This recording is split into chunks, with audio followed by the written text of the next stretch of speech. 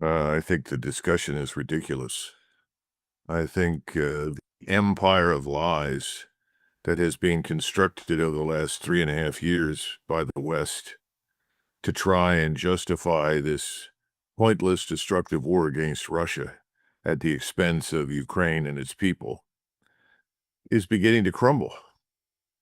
And I think it's going to begin crumbling faster and faster with each passing week in the near future, because the situation in Ukraine has reached a point where even the most skillful liar in Washington, London, Paris, or Berlin cannot conceal reality from the public. The Ukrainian military is falling apart. It's disintegrating. Senior officers are surrendering along with thousands of their men. There is now, I'm told, open discussion about turning on Kiev and Ukrainian troops actually moving on the city to rid themselves of Zelensky and his corrupt government. So I'm not sure that any of the fanciful ideas about achieving peace through some sort of agreement that Washington hammers out and eventually gets the support of the Europeans for is any longer realistic or even relevant. I think events are outpacing the West's ability to keep up with them. So at this point, I always go back to the obvious and most intelligent solution from the very beginning, which was the Austrian State Treaty. The Austrian State Treaty was not worried about deterring anything. The Austrian State Treaty was a solemn obligation to divorce itself from NATO, to prevent any foreign forces from establishing themselves on Austrian territory, and maintaining a force that was required for Austria's security and internal stability and not much more. That worked out very well. And I don't think the Soviets subsequently had any interest in going back into Austria.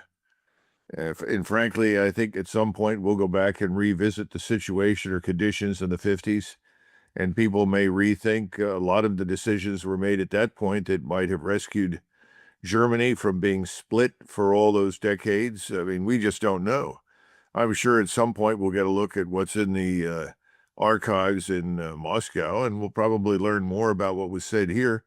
But my point is, this war in Ukraine is ending. Things are crumbling. The whole fabric of deceit, which is deeply embedded in the West, is going out of existence. All of the politicians that have been handsomely rewarded financially for maintaining the fiction that there was a war being fought in Ukraine against an aggressive, dangerous Russia is vanishing, because Russia has no interest in war with us, never did. The real question is going to be, what are America's interests? At some point, we have to answer that question. We've acted as though our interests are whatever we say this week. But I think what's going to happen in answer to your larger question is that people are going to say, wait a minute, we have one interest right now in Central East Europe. That interest is preeminently to restore good relations with Moscow.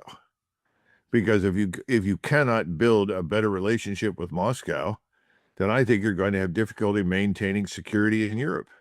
I think that's the real realization that's dawning, and I think eventually the Alternative für Deutschland will come to power in Berlin, and they understand that.